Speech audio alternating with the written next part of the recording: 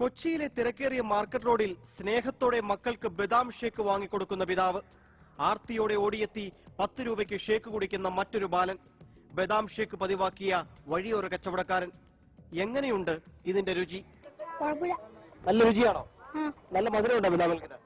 ഇതിന്റെ രുചി എങ്ങനെയാ? നഗരത്തിലുടനീളം ഉന്തുവണ്ടികളിൽ വിൽക്കുന്ന ബദാം ഷേക്ക് ആരാണ് ഉണ്ടാക്കുന്നത്? എവിടെയാണത് നിർമ്മിക്കുന്നത്? കച്ചവടക്കാരനായ വടക്കേന്ത്യൻ ബാലനോട് ഞങ്ങൾ ചോദിച്ചു. कचेरीपुर में कितना है? इधर थाने के इधर रास्ता जाता है। वहाँ कैसे बनाता है? वो दूध से बनाता है। मेरे को इतना मालूम नहीं है क्या, मैं तो सोता हूँ रात में बना आप सोने के समय बनाते हैं क्या? नहीं, सुबह बनाते हैं, जल्दी 5 बजे बनाते हैं। കച്ചേരിപ്പടിക്കടുത്ത് മാധവ ഫാർമസിയിലെ കെട്ടിടം അന്വേഷിച്ച് ഞങ്ങൾ ഇറങ്ങി. ഇവിടെയാണ് ബദാം ഷേക്ക് ഉണ്ടാക്കുന്നത്. അടയാളങ്ങൾ പറഞ്ഞതനുസരിച്ചു കയറി ചെന്നു. പൊട്ടിപ്പൊളിഞ്ഞൊരു കെട്ടിടം. മുറ്റത്ത് നിരവധി അന്യസംസ്ഥാന തൊഴിലാളികൾ ബദാം ഷേക്ക് ഉണ്ടാക്കുകയാണ്. ചിലർ ഉന്തുവണ്ടികളിലെ പാത്രങ്ങളിൽ നിറയ്ക്കുന്നു. ഇനി ഈ ദൃശ്യങ്ങൾ കാണുക.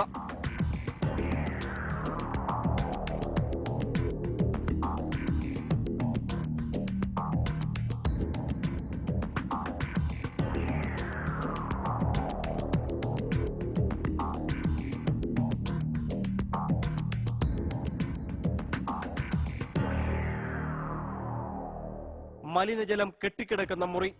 ഷേക്കിൽ ചേർക്കാനുള്ള ഐസ് ഒലിച്ചിറങ്ങി തളം കെട്ടിയതാണ്. കൊതുകും കൂത്താടിയും പുഴുക്കളും നുരയ്ക്കുന്നു. തൊട്ടടുത്തായി മൈദ കലക്കിയ വെള്ളത്തിൽ ബദാം നിറയ്ക്കുന്ന തൊഴിലാളി. പഞ്ചസാര നിറയ്ക്കുന്നതിനുള്ള തൊട്ടിയും തൊട്ടടുത്തുണ്ട്. ഐസും മൈദയും കുറച്ചു പാലും ഒരുമിച്ചിട്ട് കലക്കുന്ന മുറ്റത്തെ കുഴിയാണിത്.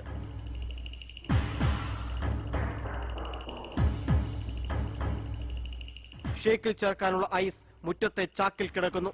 വൃത്തിഹീനമായ ഈ കെട്ടിടത്തിലെ കുടുസുമുറിയിൽ താമസിക്കുന്ന 15 രാജസ്ഥാൻ തൊഴിലാളികളാണ് കൊച്ചി നഗരത്തിലെങ്ങും ബദാം ഷേക്ക് ഉണ്ടാക്കി വിൽക്കുന്നത്.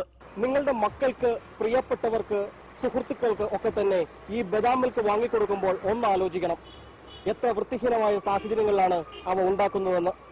ക്യാമറാമാൻ ധനേഷ് പയ്യന്നൂരിനൊപ്പം കൊച്ചിയിൽ നിന്ന് ജോഷി കുര്യൻ, ഏഷ്യാനെറ്റ് ന്യൂസ്.